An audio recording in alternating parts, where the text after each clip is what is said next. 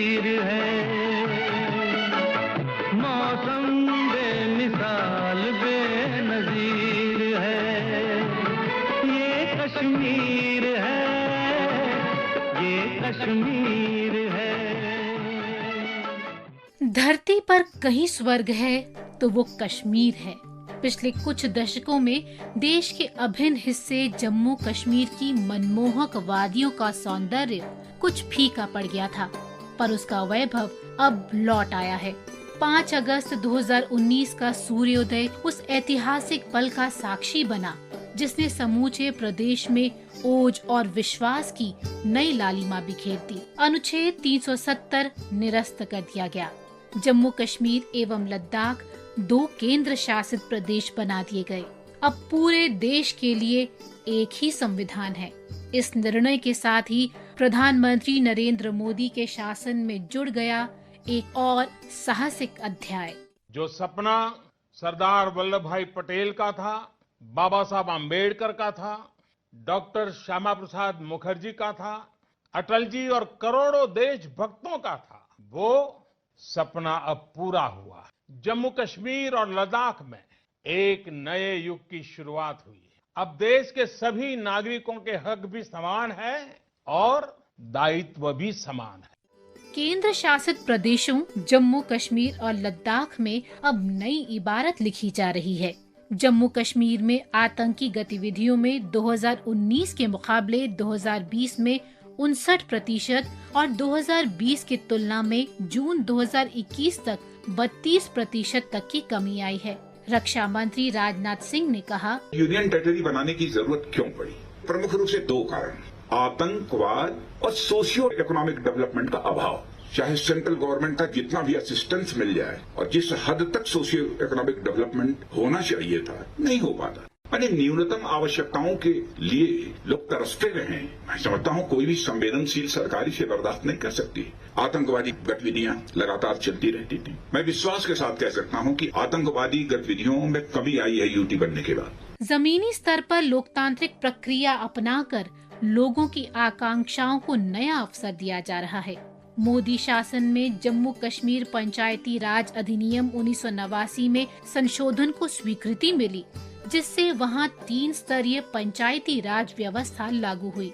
पिछले वर्ष ही जम्मू कश्मीर में पहली बार जिला विकास परिषद चुनाव हुए और वो भी शांतिपूर्ण ढंग से। इस चुनाव से जम्मू कश्मीर की फिजाओं में जमहूरियत, इंसानियत और कश्मीरियत की खुशबू महकने लगी है। लद्दाख को केंद्र शासित प्रदेश का दर्जा देने की वहां के लोगों की बरसों पुरानी मांग पूरी होने से क्षेत्र में नई ऊर्जा का संचार हो रहा है।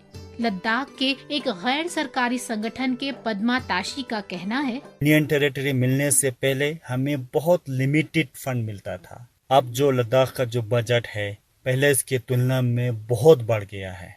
अब हम डेवलपमेंटल एक्टिविटीज को अंजाम दे सकते। पहले क्या था, हम यहाँ से या जम्मू या श्रीनगर जाना पड़ता था। अब हमें कहीं जाने की जरूरत नहीं है। अब हमारे डोर स्टेप के सामने यूटी एडमिनिस्ट्रेशन है, एलजी साहब हमारे इधर ही है, तो हम कभी भी जाके अपना दुख तकलीफ को सह सकते हैं। विकास के कमल को खिलाने के लिए सबसे पहले आवाम को भरोसे में लेना होगा और उस पर भरोसा भी करना होगा। प्रधानमंत्री मोदी की इस सोच को लगातार आगे बढ़ाया जा रहा है। जम्मू कश्मीर में बैक टू विलेज योजना के जरिए अधिकारी गण गांव की जनता से सीधा संवाद कर रहे हैं, उनकी समस्याओं को जान रहे हैं और उसके निदान के लिए काम कर रहे हैं। युवा किसी भी देश, किसी भी प्रदेश की रीढ़ होते हैं। उनके भविष्य को नई दिशा देने के लिए मिशन यूथ अस्तित्व में आया। चालू वित्त वर्ष के केंद्रीय बजट में मिशन युवा के जरिए युवाओं के रोजगार और उत्थान के लिए 200 करोड़ रुपए निर्धारित किए गए। मिशन युवा के तहत कई पहल की गई हैं ताकि उनके आगे बढ़ने की राह में आर्थिक रूप से कोई बाधा न आए। परिवहन क्षेत्र में युवाओं को आत्मनिर्भर बनाने और उन्हें आजीविका का साधन देने के लिए मुमकिन योजना चल रही है। बारामूला के लाभार्थी सरीर अहमद ने कहा, इससे पहले हमारे पास कोई रोजगार नहीं था, अब ये गाड़ी लेके हम अपना एक रोजगार चला सकते हैं, अपनी फैमिली चला सकते हैं। हम बहुत ही शुक्रगुजार हैं J&K बैंक के, नेशनल यूथ के सर, जिन्होंने हमें ये सुविधा दी, ये गाड़ियां दी, जिससे हमारा घर चल सकता है और भी बहुत सारे घर चलेंगे।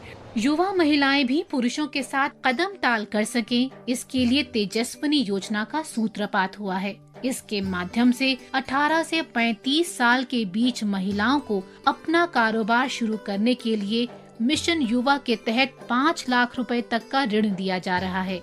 इसके अतिरिक्त महिलाओं को अधिकार वापस मिले हैं जो पहले जम्मू कश्मीर से बाहर शादी करने पर छिन जाते थे। अब जम्मू कश्मीर की लड़कियां जो केंद्र शासित प्रदेश से बाहर शादी करती हैं, उनके पति और बच्चों को भी मूल निवासी प्रमाण पत्र दिया जा रहा है। 31 दिसंबर 2020 तक 32,31,353 आवेदकों को निवासी प्रमाण पत्र जारी किए गए। 90 के दशक में घाटी से विस्थापित कश्मीरियों को वापस बसाने के लिए भी कई कदम उठाए गए हैं।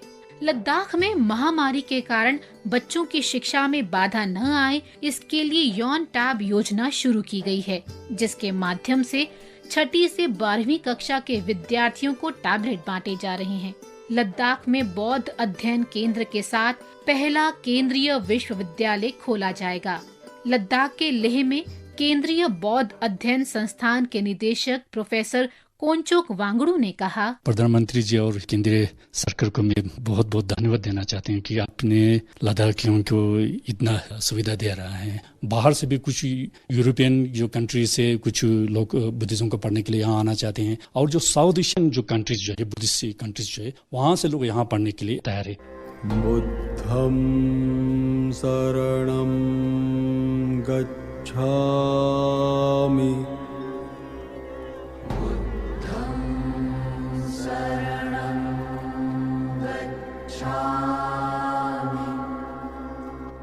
सुदूर गांवों को पक्की सड़कों से जोड़ने के लिए जम्मू कश्मीर में 2020-21 में 3,300 किलोमीटर सड़कें बनाई गईं।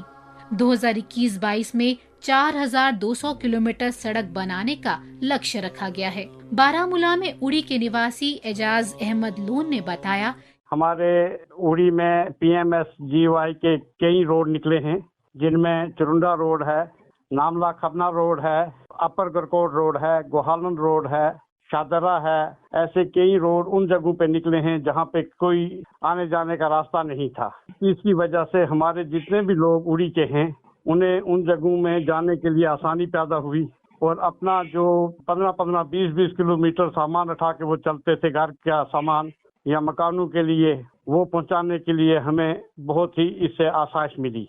काजीगुंड और बनिहाल के बीच 8.5 किलोमीटर सुरंग का काम पूरा हो चुका है, जिससे जम्मू और श्रीनगर के बीच यात्रा के समय में लगभग 1.5 घंटे की कमी आएगी और दूरी भी 16 किलोमीटर घट जाएगी। कश्मीर को देश के अन्य हिस्से से जोड़ने के लिए उधमपुर श्रीनगर बारामूला रेल लिंक का काम अगले साल तक पूरा हो जाएगा।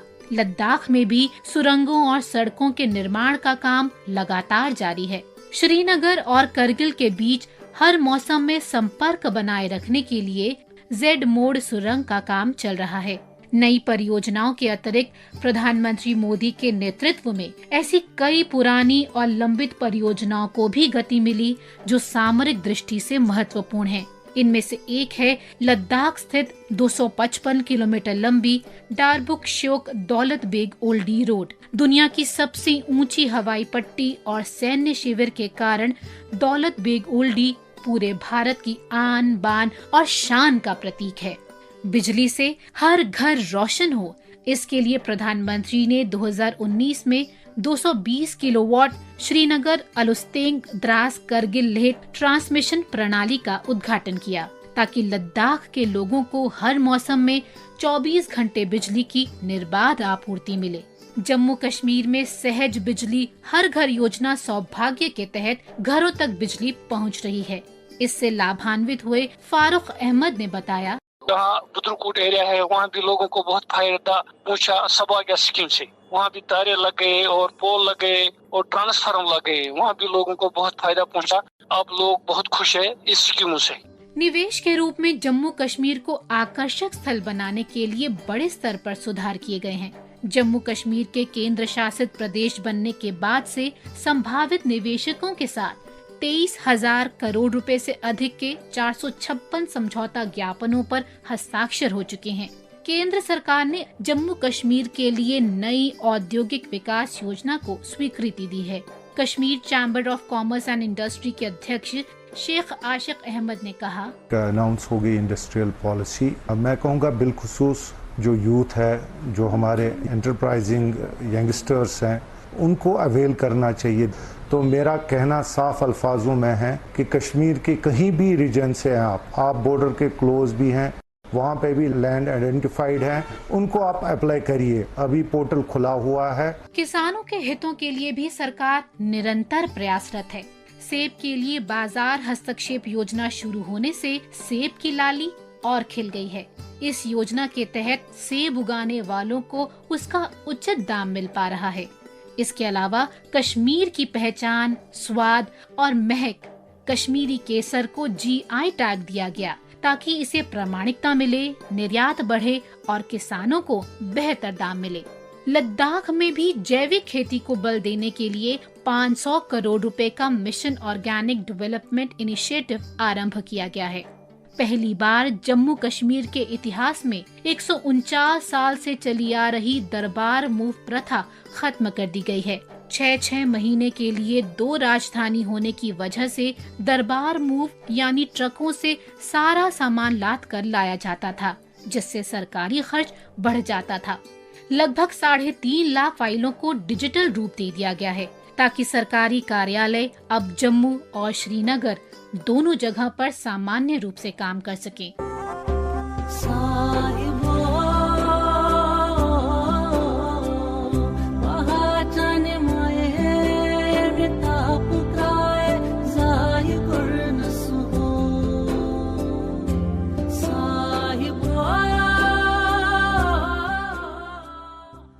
जर्रा जर्रा है मेरे कश्मीर का मेहमान आवाज, राह में पत्थरों के टुकड़ों ने दिया पानी मुझे।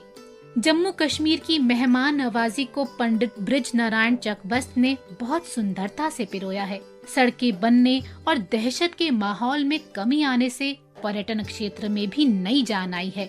सरकार ने सियाचिन क्षेत्र को भी पर्यटकों के लिए खोल दिया है। सियाचिन बेस कैंप से ले कुमार पोस्ट तक टूरिस्ट के लिए खोलने का निर्णय ले लिया गया है और देशवासियों को किस तरह से मुश्किल हालात में हमारी सेना को देश की रक्षा में तैनात होकर काम करना पड़ता है, इसकी जानकारी हो सके, इसी दृष्टि से यह एक महत्वपूर्ण फैसला किया गया है। जम्मू कश्मीर और लद्दाख की संस्कृति, हथकरघा, हस्तशिल्प के संरक्षण के लिए भी अथक प्रयास किए जा रहे हैं। अभी हाल ही में लद्दाख के लेह में पहला हिमालयी फिल्म महोत्सव आयोजित हुआ, जिसका उद्घाटन सूचना एवं प्रसारण मंत्री अनुराग ठाकुर ने किया। पहाड़ों को नई पहचान दिलाने का काम हम नरेंद्र मोदी जी की सरकार में करेंगे और अपनी पूरी फिल्म इंडस्ट्री के सहयोग से करेंगे। ट्रांस हिमालयन रीजन की अगर मैं बात करूं, starting from Ladakh to Jammu Kashmir, Himachal, Uttarakhand to the north eastern states, we have diverse culture, we have lot to showcase, we have talented youth among us, we have to give them more opportunities to showcase their talent। इन तमाम नीतियों और कोशिशों के दम पर प्रगति और विकास की धूप पटनी टॉप से डल में तैरते शिकारों को भिगोती दूर लद्दाख के धवल शिखरों को चूम रही है। मेरी धरती मुझसे पूछ रही कब मेरा कर्ज चुकाओगे, सौगंध मुझे इस मिट्टी की, मैं देश नहीं मिटने दूंगा।